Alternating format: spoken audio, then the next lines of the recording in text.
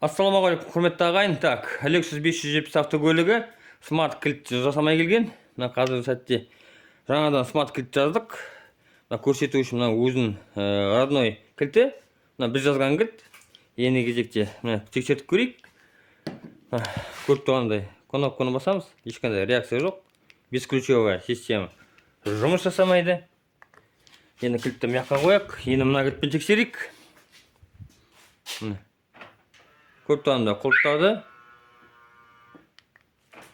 Көріп тұрғанда ашып тұр.